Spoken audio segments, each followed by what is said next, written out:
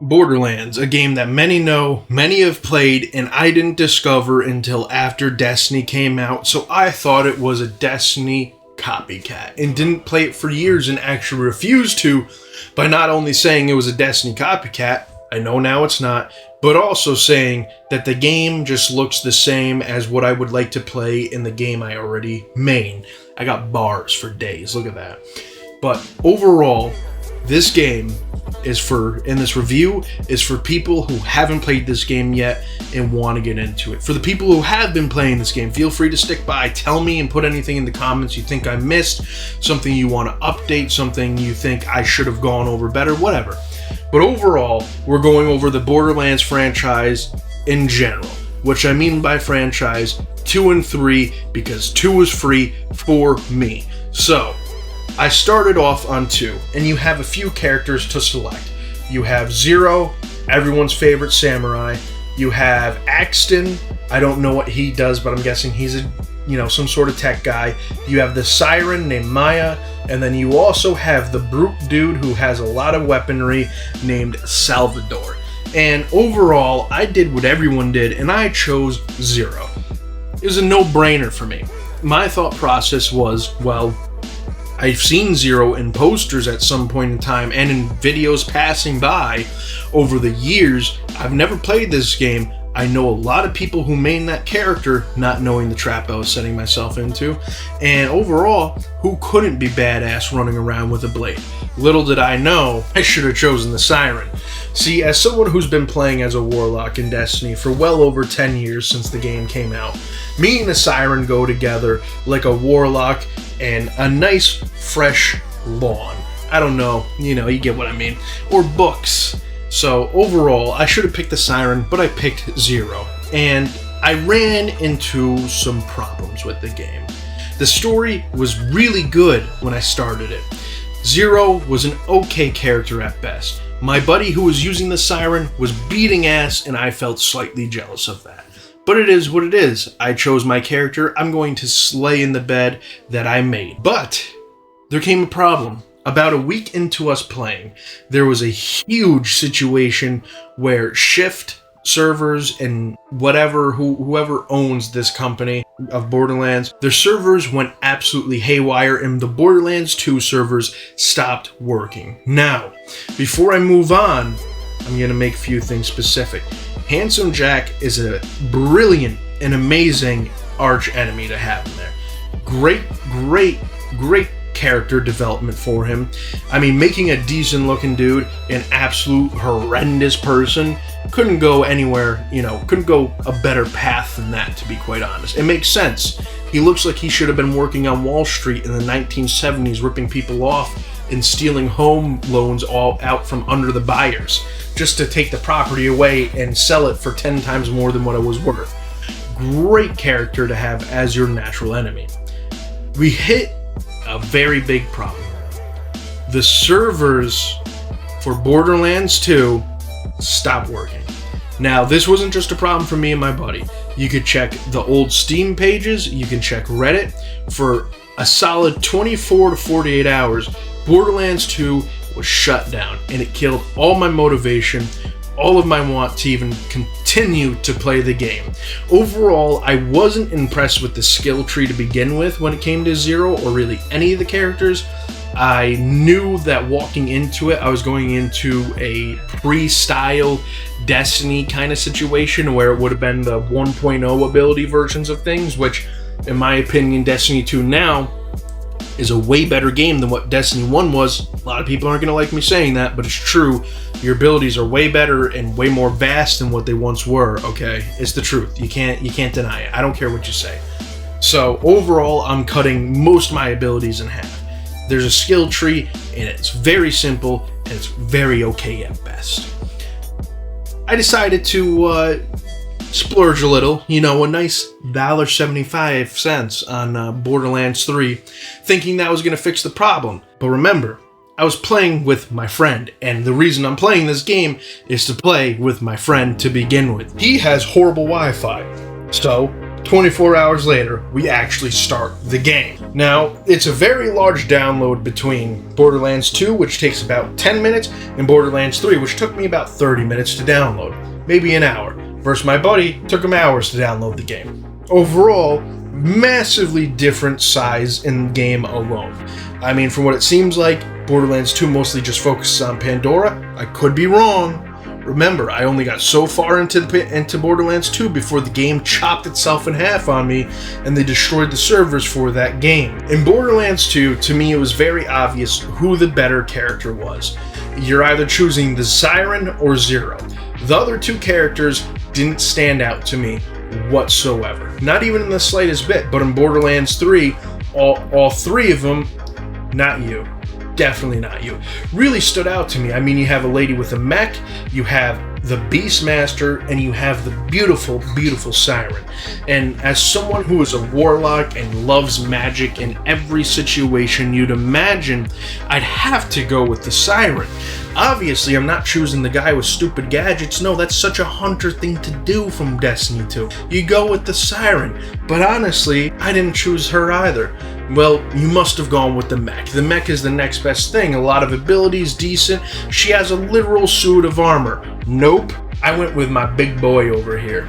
And when I mean big, I mean this guy is huge. He's an alien of some sort, don't know what, but my boy, Flak. I couldn't not do it. After playing some sort of magic user / natural destroyer everything for so long, I wanted to try something new, something that I haven't done before, which would have been some sort of tank. Little did I know, Flak wasn't a tank. Flak is actually an extremely good healer. I ended up choosing just another version of a warlock. Ended up being a healer. Overall, though, what I will say is I can't say I'm disappointed with my choice, because these characters all seem to be pretty even when it comes to power overall. I mean, from you having literally 3 separate skill trees. For Flak, you have one that heals you continuously, and it also heals you when your pet does something. You have one that just gives you better aiming, it makes your bullets literally split in half, like Double Tap 2.0, which is actually just 2 projectiles, but still. You have it so it will make you aim better, which obviously this is the tree I went into, but your main thing here is your pet. Your pet heals you continuously and helps you regenerate health. Now, I'm not going to sit here and tell you that this is the strongest pet there is, but when it comes to healing, you die way more than you need to unless you have a buddy.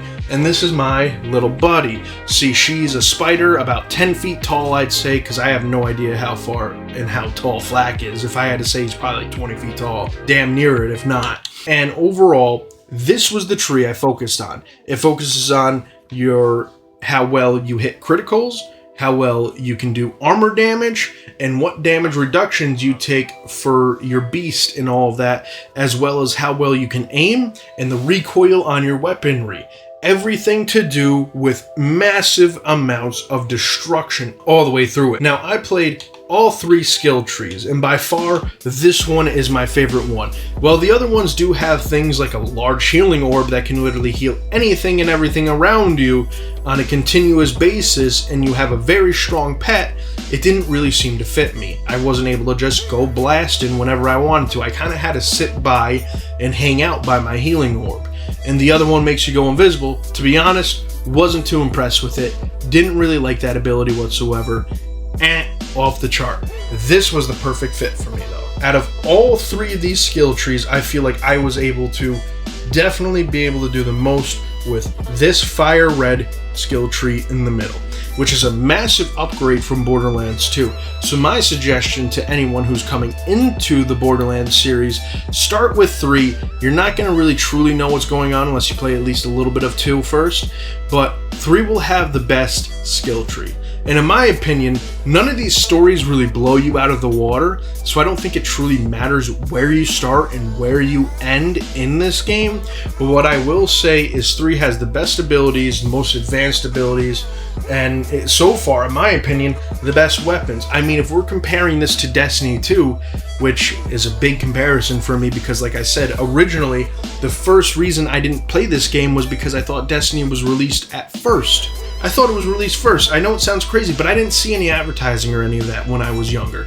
I was playing GTA 4 or playing Destiny when it came out, and that was it. By the time I first saw this, to me, it was a simple clone that was probably not going to be good or survive very long at all. Boy, oh boy, was I wrong, though, and I'm glad I was wrong.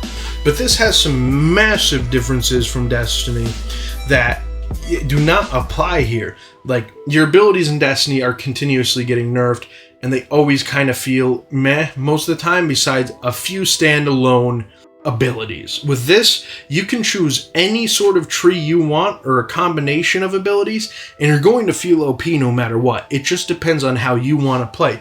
And Destiny definitely does not have one of these bad boys where you have a disco ball that just shoots a bunch of acidic rockets that literally rot everything from the inside out around the entirety of the room. It just simply doesn't have anything like that. I guess you could say Gallahorn would, but it doesn't. But back to the main subject is Borderlands. Overall, if you were just getting into this game, I'd highly suggest you choosing your own path. I'm not going to tell you what character to choose because there is no right character.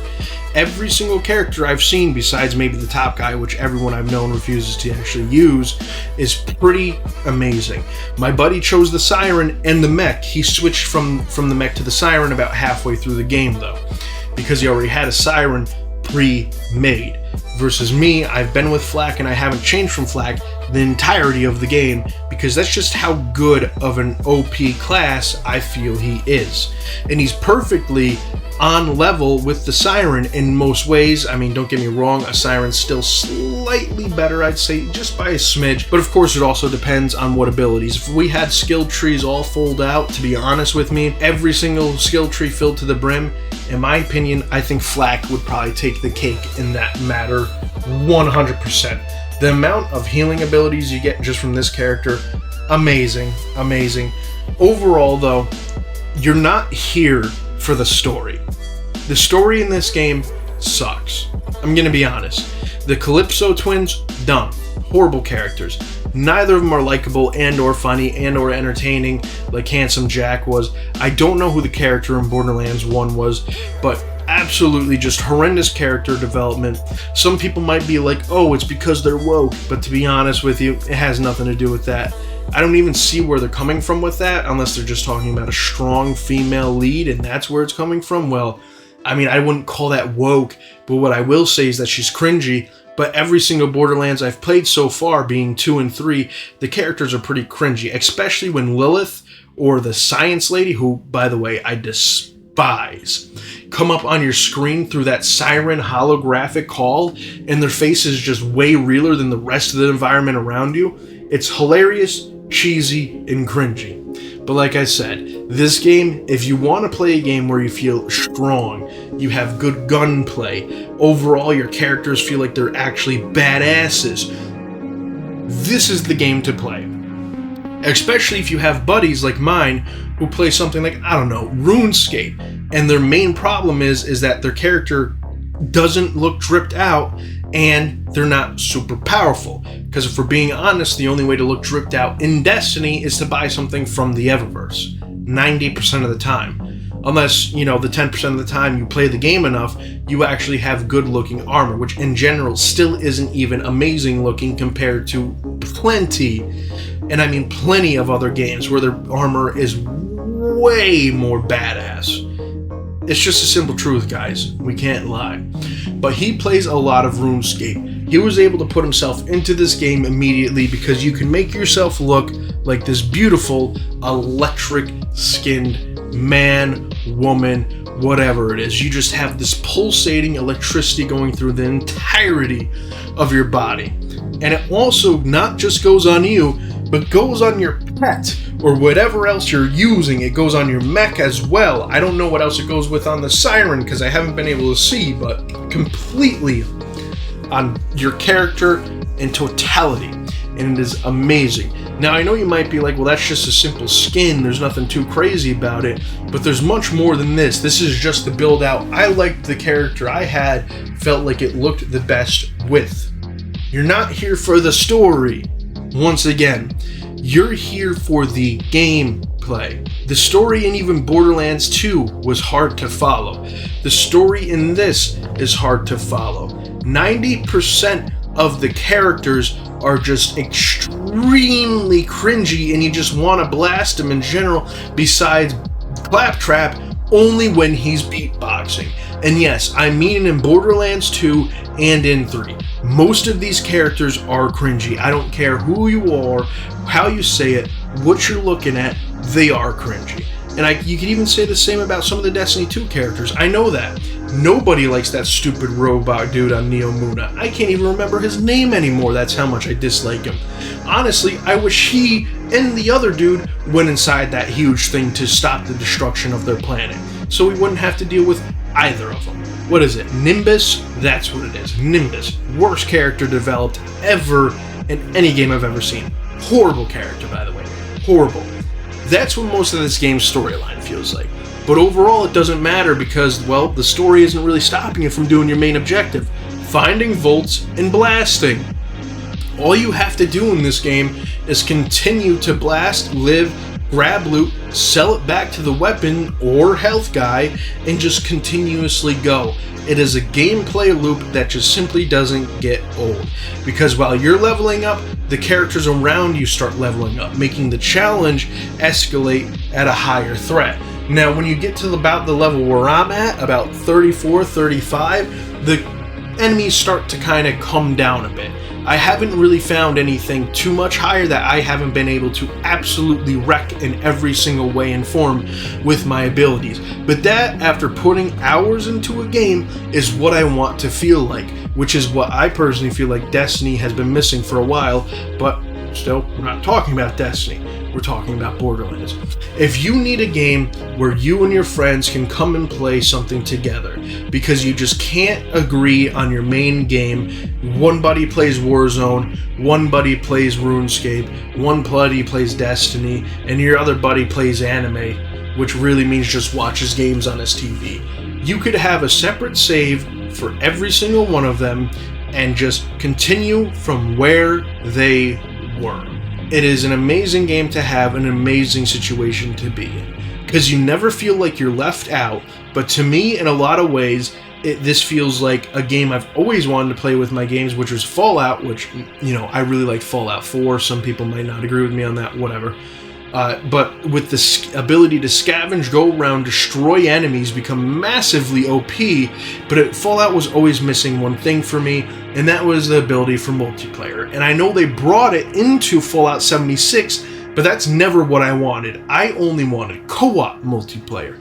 Very different, not massive multiplayer online. Didn't want to have to deal with a bunch of other people. Co-op multiplayer.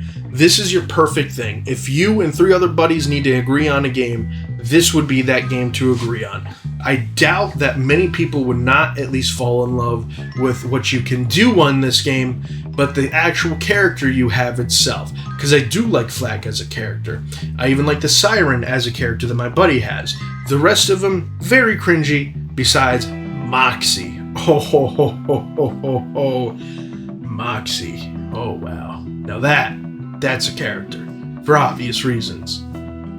But overall, if you're looking for a new game to play, Borderlands 3 is a perfect game. It's on sale, and before you go out and, yell at me because it's not on sale anymore, check the date of the video, see if it was still on sale even when I was making this video, because I bought this on sale, and I'm pretty sure the Steam Summer Sale is still going on. You get this game for $1.50 or $1.75, an extremely cheap price to where the story mode just simply doesn't matter. Now, if you are getting this game for full price for whatever reason, you could buy it, but you're going to be disappointed. Overall, I'd give this game a solid Borderlands franchise, alright? Because I like this game better. Let me remind you, because of the ability specifically. The Borderlands franchise, a solid 7.5 to 8 out of 10 raviolis in my pocket-olies. Alright, I think it's a very good game. I highly suggest playing it, especially if you don't know if you want to play Borderlands 4 because you've never played a Borderlands game and you don't know if you want to invest any more money because you have to be so precious these days with every dollar you spend. Borderlands 3 and Borderlands 2, when it was for free or even if it's on sale, 100% worth it to buy. And if you really want to go out, spend an extra buck, I think it costs $17 for the first season pass and the second season pass, which includes you getting even a brand new skill tree in those.